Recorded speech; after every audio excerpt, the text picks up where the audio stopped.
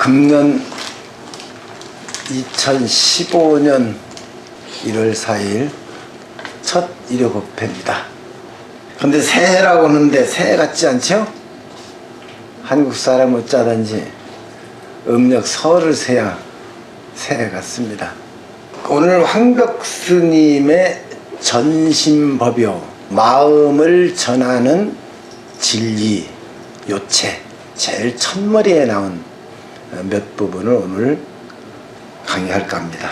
제일 앞에 나온 귀절인데 한 부분 읽어드릴게요. 황벽스님이 배휴에게 말씀하셨다.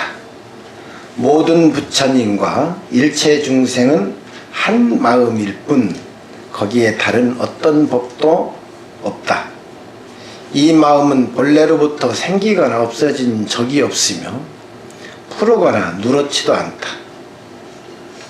희거나 검지도 않다.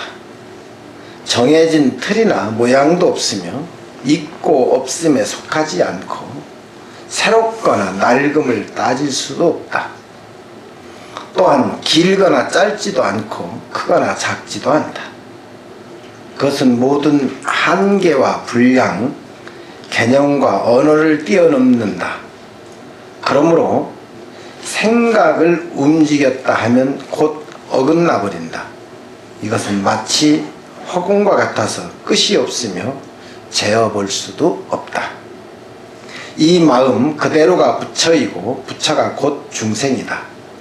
그러므로 중생이라 해서 마음이 줄지 않고 부처라 해서 더 늘지도 않는다. 또한 육도 만행과 항아사 같은 공덕이 본래 그 자체에 갖추어져 있어서 닦아서 보탬을 필요로 하지 않는다. 인연을 만나면 곧 베풀고 인연이 그치면 그대로 고요해진다.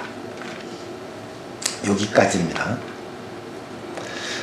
먼저 황벽스님하고 배휴에 대해서 말씀드리겠습니다. 황벽스님은 잘 아시다시피 육조대사 제자죠. 수제자, 맞제자, 제일 사형 첫 번째 제자인지 아닌지는 모릅니다. 불교는 법을 전에 받은 사람이 마십니다. 이 중국 서양에도 뭐 그랬었지만 중국은 상당히 과부장적인 그런 제도가 수천 년 동안 이루어져 왔어요. 그래서 황제가 되면은 황제가 되는 동시에 자기 형이나 윗사람은 존재하지 않습니다. 그러다가 중국에는 제일 그 제도가 아들을 황제 되면 아들이 여럿 있습니다. 10명, 20명, 뭐 30명 이렇게 있는데 더 많이 있는 경우도 있어요. 중국의 명나라 황제 주원장이 아들, 딸 총 합해서 몇이나 되는지 아십니까? 잘 모르죠? 18? 예. 그거 가지고 됩니까?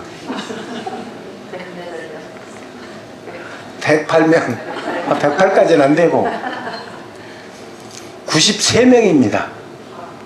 아들만 60명이 넘어요. 대단하죠? 대단합니다. 이 주원장이라고 하는 분은 또 정확한 기록은 아니지만은 전라도 무안 사람이라고 그래요. 그 주원장 얘기는 제가 나중에 하고, 이 가부장적인 제도에서는 전 여러 가지 자꾸 이제 문제가 생기니까 큰아들로 모든 것을 다 물려줘요. 그것이 이제 유교적 이념에 의해서 우리나라도 장자 제일주의죠. 요즘은 부모 재산을 똑같이 나누는 경우지만은 불과 몇십 년 전만 하더라도 출가 애인이라 해서 딸들은 입도 뻥끗 못했어요. 부모님 재산에 대해서. 장자가 내가 하겠다고 하면 하는 거야. 그래서 이제 계속 싸움이 나니까 법으로 정했어요. 똑같이 해라. 이제 어머니가 계시면은 이제 어머니가 다 해요. 근데 사실은 법은 어머니가 50%, 자손이 50% 나누는 겁니다. 어머니 돌아가시면 또 뭐 나머지 자손이 다 가져갈 건데. 그래서 이제 그 황벽 스님이 첫째인지 둘째인지는 모르지만 불교에서는 약간 다릅니다. 부처님 법을 전해야 되는데 그 법을 전해봤자면은 법을 알아야 되겠죠. 부처님 뜻을 이해한 사람에게 법을 전하는 겁니다. 부처님 뜻을 알지도 못하는, 이해도 못하는 사람에게, 제자에게 부처님 진리, 법을 전했다가는 그 종교 망합니다. 그런 뜻에서 황벽 스님이 첫째 제자인지 그건 모릅니다. 그럼 황벽 스님은 대단했어요. 태어난 시기는 잘 모르고 돌아가시기를 850년, 지금으로부터 1165년, 천년도 더 된 스님 말씀을 우리가 배우는데, 배우라고는 어떤 분이냐면은 이 황벽 스님 마을 제자입니다. 이 당나라 시대에는 속인이라고 그러죠. 보통 세속에 사는 학자들이 불교를 모르면 행세를 못했습니다. 그만큼 불교가 발전되고 숭상되던 시절입니다. 그래서 당나라나 송나라, 명나라까지는 중국이 거의 불교국이라고 볼 수 있습니다. 청나라도 거의 마찬가지고. 그 배유, 제가 한번 전에 말씀드렸 저 있어요. 상당히 지혜가 있고 학문이 깊은 분이에요. 이분도 이빠른 소리 잘해서 나중에 나라에서 죽임을 당했습니다마는, 이 불법을 안다고 하는 사람이 입은 발라야 돼요. 거짓말하거나 요행을 따르거나 피하거나, 그러면 부처님 법을 잘 이해하지 못하는 사람이겠죠. 그래서 배우가 황벽 스님을 찾아다니면서 공부를 많이 했는데 이런 규절이 하나 있습니다. 한 번은 배우가 황벽 스님이 제자가 된 연유입니다.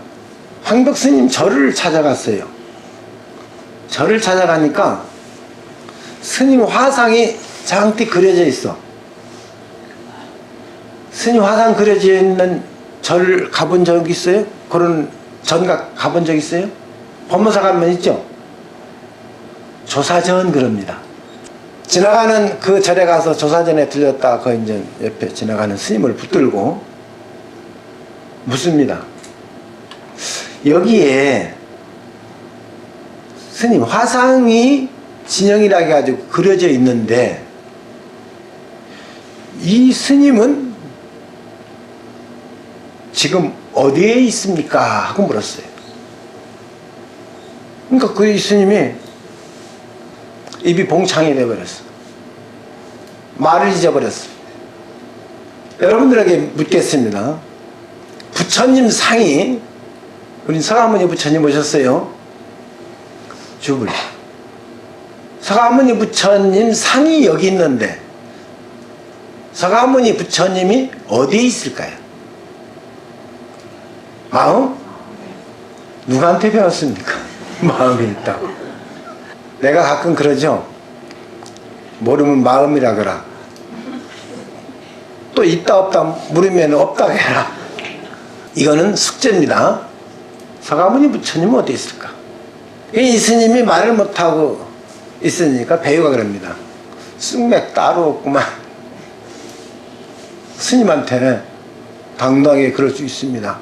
쑥맥이 따로 없다. 이 절에 과연 도인은 없는가 그랬습니다. 그러니까 이 스님이 저 조사당에 방장 스님한테 가십시오. 그 방장 스님이 황벽 스님입니다. 황벽 스님 이제 제자가 되는 찰나입니다. 황벽 스님한테 가서 똑같은 질문을 합니다. 조금 전에 내가 조사당에 가서 영정, 진영들을 봤는데 그 육조 대사 진영인데 육조 스님 어디에 계십니까? 물었어요. 스님 어디 계십니까? 물으니까 황벽 스님이 배우 그랬어요. 그러니까 배우가 예 그럽니다. 너는 어디 있는고 했습니다. 그래서 배우가 탁 깨달았어. 배우가 벌떡 일어나서 황벽 스님에게 절을 하면서 그간 기체의량만강 하시옵니까? 제자 큰 스님을 배웁니다. 비로소 이제는 황벽 스님이 제자가 된 거죠. 제자들은 간단해요. 쉬워요. 그런 연으로 황벽 스님은 배유에게 수많은 편지를 주고받습니다. 전신보변은 바로 이런 내용들을 엮은 겁니다. 스님과 방장 스님과 또 세속에 사는 제자와 이런 걸 생각해 봐요. 황벽 스님한테 배우라고 하는 존재가 얼마나 귀한 분이었을까? 얼마나 아꼈을까? 얼마나 아꼈으면은 묻는 질문이나 그를 위해서 그야말로 고구정령한 말씀을 손수 붓으로 써서 그렇게 보냈을까? 저는 그런 세속에 그런 제자가 없지만은 기껏해야 한다고 해도 한두 번일 것 같아요. 자꾸 물으면 뭐라고 해요? 그것도 모르냐? 귀찮다. 뭘 자꾸 물어?